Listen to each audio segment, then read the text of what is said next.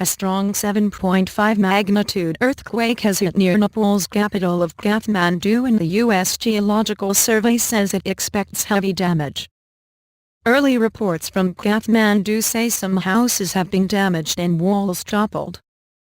There is no immediate word on casualties. The quake hit around noon Saturday and was also felt in neighboring India as well as in Pakistan.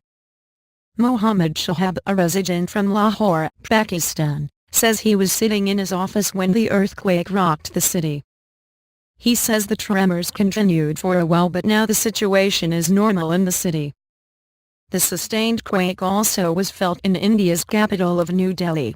A strong 7.5 magnitude earthquake has hit near Nepal's capital of Kathmandu, and the U.S. Geological Survey says it expects heavy damage. Early reports from Kathmandu say some houses have been damaged and walls toppled. There is no immediate word on casualties. The quake hit around noon Saturday and was also felt in neighboring India as well as in Pakistan.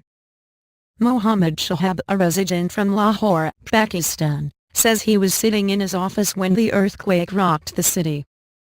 He says the tremors continued for a while, but now the situation is normal in the city. The sustained quake also was felt in India's capital of New Delhi.